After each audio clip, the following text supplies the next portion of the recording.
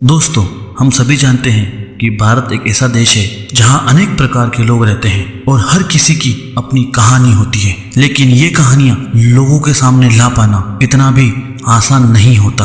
भारत में ऐसी बहुत सी कहानियां जो आज भी दफन है। इन्हीं कहानियों में से आज मैं गंगूबाई काठियावाड़ी के बारे में बताने वाला हूँ। यह कहानी एक ऐसी महिला की है जिसने अपने पूरे जीवन में बहुत सी दयनीय परिस्थितियों का सामना किया और एक वेश्या के रूप में प्रसिद्ध हुई।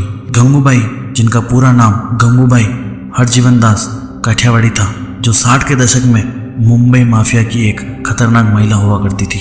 इनको जनता कमाटीपुरा की मैडम के नाम से भी जानती थी। गंगूबाई हरजीवन दास काठियावाड़ी उर्फ गंगूबाई का जन्म 1939 में गुजरात में काठियावाड़ नामक स्थान पर हुआ था। इनका जन्म एक बहुत ही संपन्न परिवार में हुआ था। इनके माता पिता इनसे बहुत प्यार करते थे क्योंकि ये अपने परिवार की इकलौती बेटी थी। इनके पिता चाहते थे कि ये पढ़ लिख कर आगे बढ़े, लेकिन इनका पढ़ाई में जरा भी मन नहीं लगता था। ये हमेशा फिल्मों की बातें किया करती थी क्योंकि ये हीरोइन बनना चाहती थी। जब गंगूबाई काठियावाड़ी की उम्र महज 16 साल की थी तो इनको अपने ही पिता के एक अकाउंटेंट से प्यार हो गया, जिसका नाम रमणीक लाल था। इसके साथ भागकर गंगूबाई ने शादी कर ली।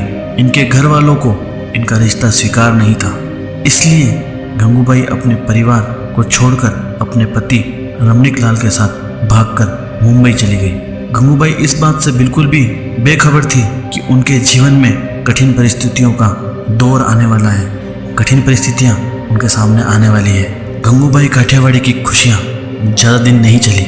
रमणीक ने गंगूबाई को अपनी मौसी कहकर एक औरत से मिलवाया जो कि एक कोठे वाली थी।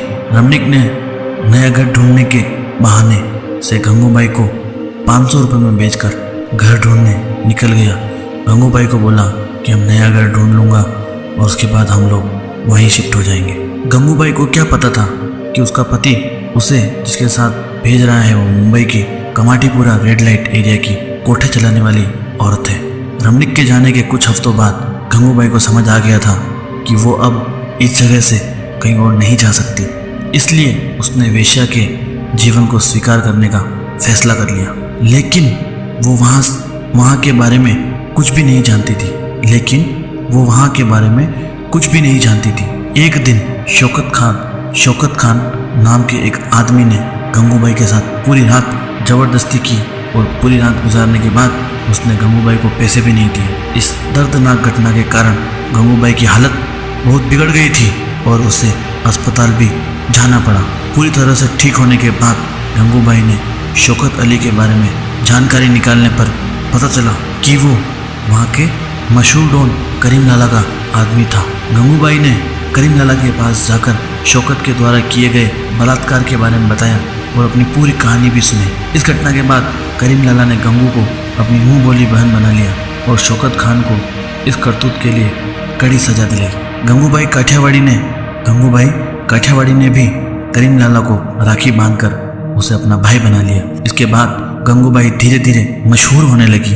कुछ ही समय में करीम के साथ से गंगूबाई बहुत ही शक्तिशाली बन गई थी। समय के साथ गंगूबाई काठियावाड़ी मुंबई के अंडरवर्ल्ड में आ गई और कुछ समय बाद वो वेश्या के कोठे की मालकिन बन गई।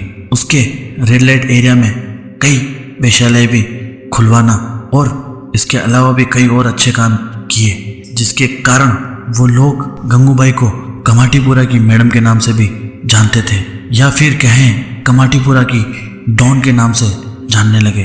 गंगूबाई काठियावाड़ी 60 के दशक में ऐसी अमीर औरत थी जिसके पास काले रंग की बेंटले कार थी।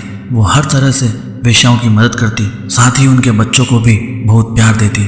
गंगू किसी को भी जबरदस्ती से उसकी मर्जी के खिलाफ कोठे पर कभी नहीं रखती। दोस्तों, लाइफ में उतार चढ़ाव आना एक स्वभाव की बात है, एक वक्त की बात है कि हमारे साथ उतार चढ़ाव लाइफ में आते रहते हैं। डिपेंड हमारे ऊपर करता है कि हम उस टाइम पे अपने आप को किस तरीके से संभाल पाते हैं। आशा करता हूँ वीडियो बहुत पसंद आई होगी। मिलते हैं अगली वीडियो में, तब तक के लिए जय हिंद, जय भारत।